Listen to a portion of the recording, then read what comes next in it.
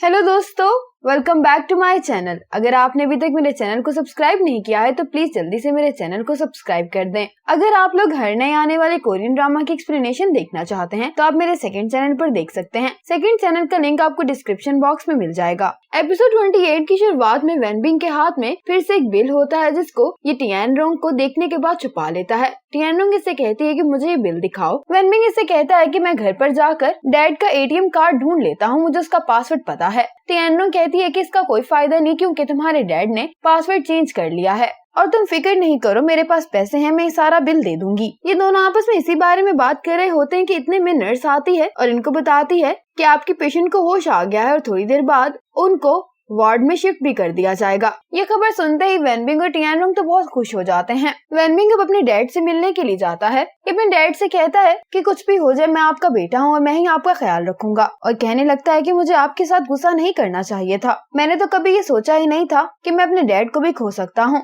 इसीलिए अगर आपको मुझ पर गुस्सा है तो आप मुझे मार भी सकते हैं। ये मारने के लिए जब अपने डैड का हाथ अपने चेहरे पर लाता है तो डैड अपना हाथ नीचे कर लेते हैं।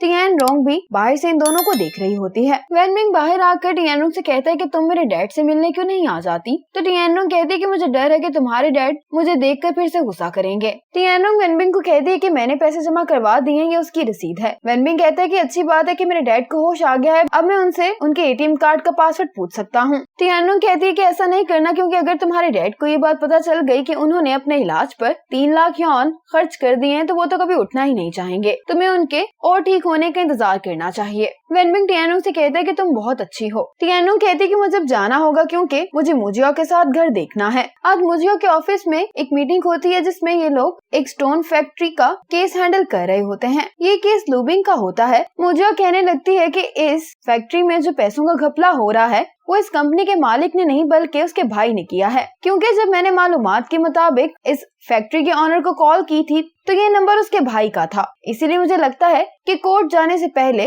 तुम्हें बाहर ही ये मसला देख लेना चाहिए। लूबिंग कहती है कि ये मेरा पहला अपना केस है, इसलिए तुम मुझे डिस्करेज करने की कोशिश नहीं करो। मुझे कहती है कि मैं तुम्हें डिस्करेज नहीं कर रही, मैं तो सिर्फ हकीकत बयान कर रही हूँ क्योंकि हमारे पास कोर्ट जाने के लिए ठोस सबूत नहीं है। लूबिंग कहती है कि तुम्हें ये सब कहने का हक नहीं है क्योंकि जब डॉन ग्रुप ने मोडा कंस्ट्रक्शन को सू किया था तो लिंशा ने तुम्हें कई बार इस मसले को कोर्ट के बाहर सेटल करने के लिए कहा था, लेकिन तुम इस बात पर ही जिद कर रही थी कि तुम ये केस लड़कर जीतना चाहती हो। मुझे कहती है कि मुझे यकीन था कि मैं जीत जाऊंगी। लिबिंग कहती है कि लीगोंग ने तुम्हें खुश करने के लिए अपने शेयर्स पर गिव अप कर दिया, जिसकी वजह से आज भी लीगोंग और मिस्टर मू के दरमियान झगड़ा है। अब जब भी डॉन ग्रुप में कोई मसला होगा तो मिस्टर मू अपना गुस्सा लीगोंग पर ही निकालेगा, और पता है कि आखिर में लोग लीगोंग को क्या कहेंगे कि उसने इतने सारे पैसे एक औरत पर खर्च कर दिए हैं। लिंचा को ये सुनकर गुस्सा आ जाता है, ये लुबिंग को चुप करवा देती है। मुझे लिंचा के पास आती हुई कहती है कि आज जो कुछ भी लुबिंग ने कहा है क्या वो सच है। लिंचा कहती है कि मैंने तुम्हें कितनी दफा कहा है कि तुम्हें इस तरह की बातों पर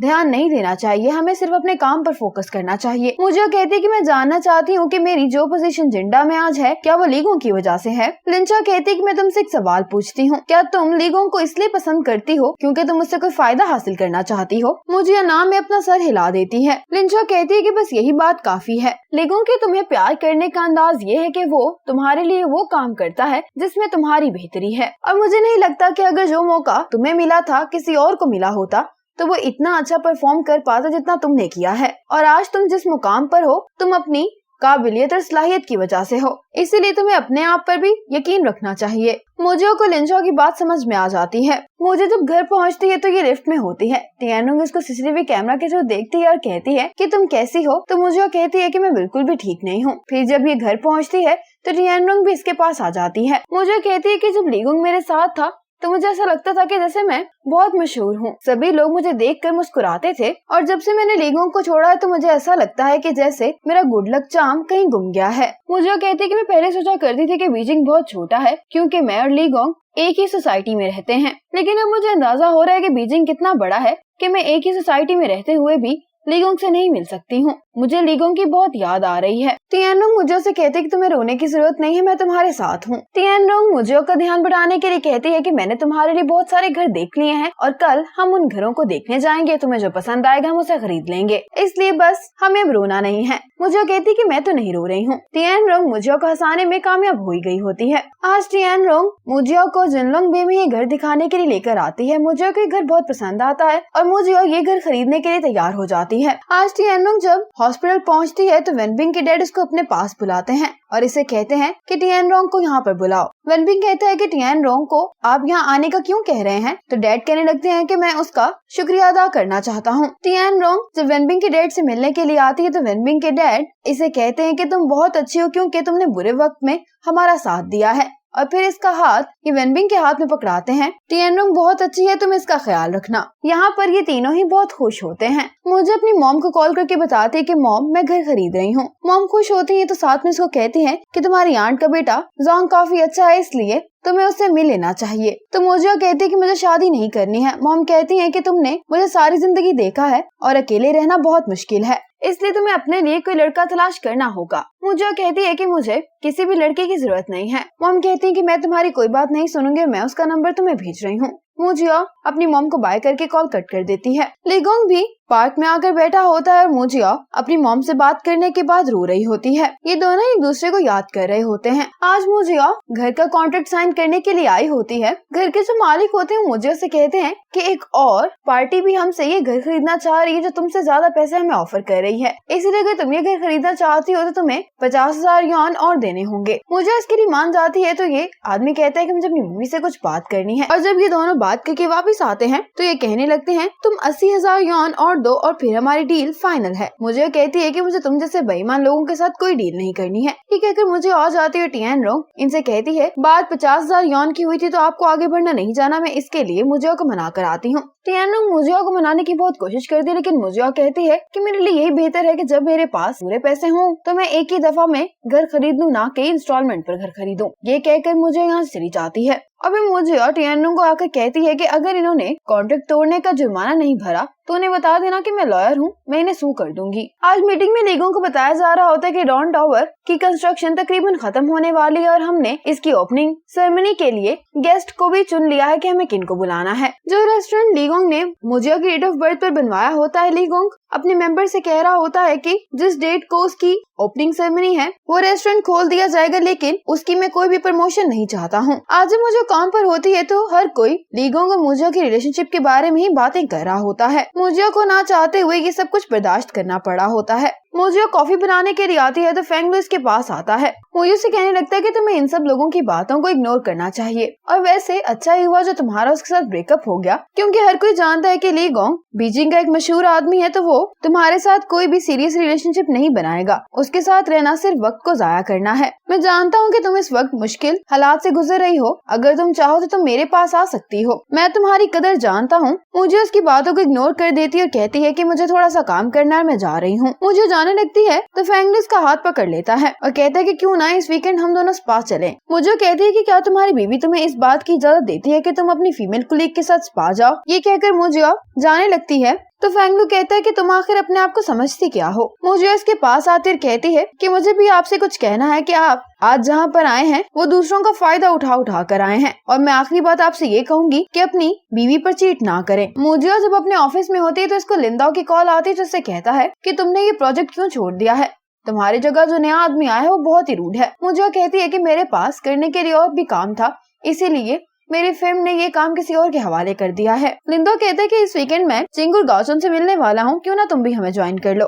मुझे कहती कि ठीक है। वेनबिंग के डैड आज रिसेप्शन पर अपने इलाज का खर्चा देखने के लिए आ जाते हैं। ये देखकर बहुत ही हैरान हो जाते हैं कि इतने पैसे खर्च हो गए हैं। वेनबिंग के डैड फिर बैंक कॉल करके अपने बैंक का बैलेंस पूछते हैं तो इनको पता लगता है कि इनके बैंक से कोई भी पैसे नहीं निकाले गए हैं। ये बात वेनबिंग के डैड के लिए चौंका देने वाली होती है, और साथ ही यहाँ पर वेनबिंग भी आ जाता है और पूछने लगते हैं कि अगर मेरे बैंक अकाउंट से हॉस्पिटल का बिल तुमने नहीं दिया तो फिर तुम्हारे पास हॉस्पिटल का बिल देने के लिए पैसे कहाँ से आए। वेनबिंग कहते कि सारे पैसे टियानरोंग ने दिए हैं, इसने अपना घर बेचा था तो इसके पास पैसे थे। वेनबिंग के डैड कहते हैं कि मेरे पास तो तुम्हारा शुक्रिया अदा करने के अल्फाज ही नहीं है, और ये वेनबिंग से कहते हैं कि हमें टियानरोंग के घर जाना होगा ताकि हम तुम दोनों की शादी का इवेंट डिसाइड कर सकें। इस पर ये दोनों ही बहुत खुश हो जाते हैं। आज मोजियो इन सब लोगों के साथ डिनर करने के लिए आ गई होती है। मोजियो किसी को भी खुश दिखाई नहीं दे रही होती तो लिंडा मोजियो से कहता है कि अगर तुम खुश नहीं हो तो तुम जॉय लैंडस्केप में आ सकती हो। ये इसकी शॉप का नाम होता है। मेरे छोटे से बिजनेस का एनवायरनमेंट काफी अच्छा है और वैसे भी तुमने कहा था कि तुम्हें प्लांट्स अच्छे लगते हैं तो तुम वहाँ पर अपनी मर्जी का कोई प्लांट भी उगा सकती हो। मोजियो इसकी बात सुनकर मुस्कुरा देती है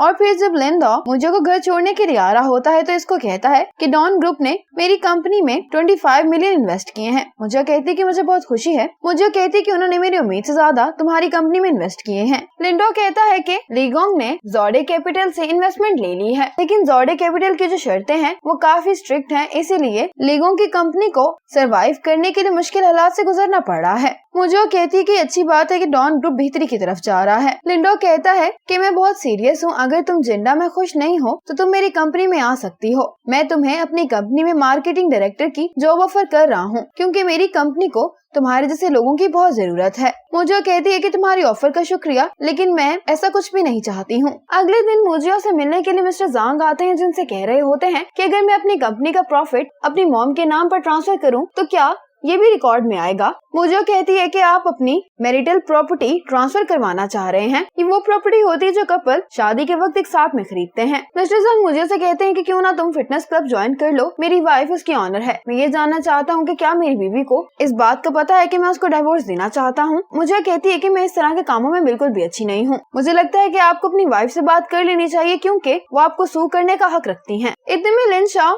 यहाँ पर आ जाती है तो मिस्टर जंग कहते हैं कि मोजियो एक लॉयर है या फिर वुमेन फेडरेशन की कोई हेड। हमारी कंपनी तुम लोगों को लीगल एडवाइस के लिए इतने पैसे देती है और तुम्हारी लॉयर मुझे ही अपनी बीवी से बात करने के लिए कह रही है। लिन शाओ मिस्टर जांग को रोकने की कोशिश कर रही होती है, लेकिन मिस्टर जांग को तो बहुत ही गुस्सा आ गया होता है और ये यहाँ से चले जाते हैं और इसी मोमेंट पर एपिसोड 28 खत्म हो जाती है।